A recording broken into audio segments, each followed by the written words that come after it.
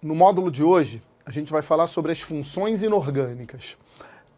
Algumas delas, né? Vamos começar falando em óxidos, ácidos, bases. Só que tem uma coisa, para que a gente possa entender, conhecer muito a nomenclatura de funções, das funções inorgânicas, a gente precisa conhecer o conceito do NOx, do número de oxidação. Tá? Então, isso é pré-requisito para que a gente possa dar nome a qualquer composto inorgânico. Sempre a gente precisa entender o número de oxidação. Muitas vezes o aluno tem uma dificuldade na nomenclatura inorgânica porque ele tem dificuldade em número de oxidação. Tá? Então vamos lá?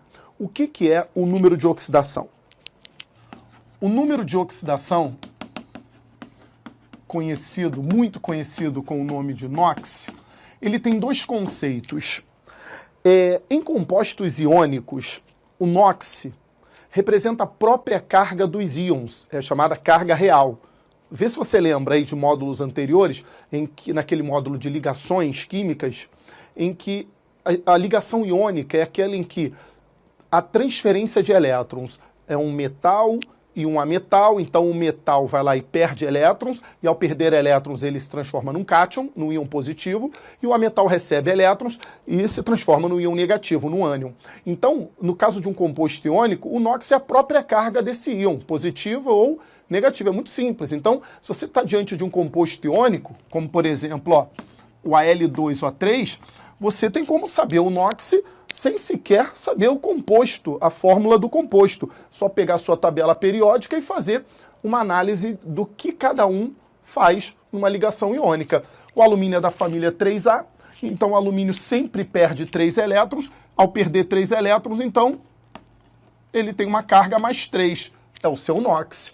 E o oxigênio é da família 6A, ele ganha 2 elétrons, então, no composto iônico, o oxigênio é menos 2. Por que isso? Por que essa facilidade? Porque no composto iônico sempre tem alguém perdendo e sempre tem alguém ganhando. Quem perde tem uma carga positiva e quem ganha uma carga negativa. Bem simples, tá?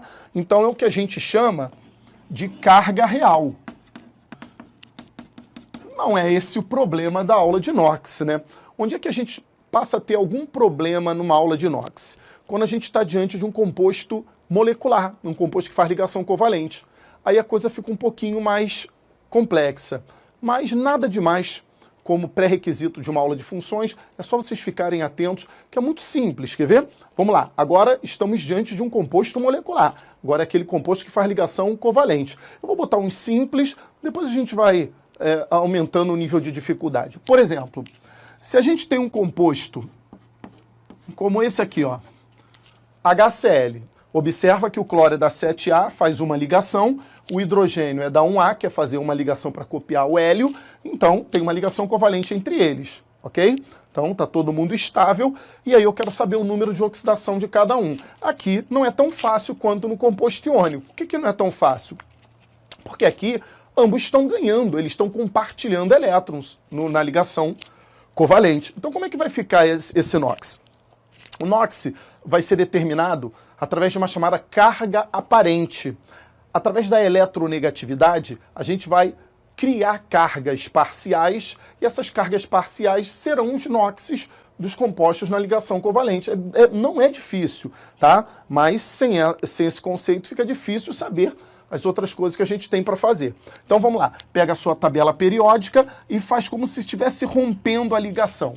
Então, se eu romper a ligação entre HCl, o cloro tem uma eletronegatividade 3 e o hidrogênio tem eletronegatividade 2,1. Sendo assim, numa teórica quebra de ligação HCl, o cloro sendo mais eletronegativo, então ele puxa os elétrons com mais força para o seu lado, então criando uma carga parcial negativa. Então a gente admite aqui uma carga menos 1 para o cloro.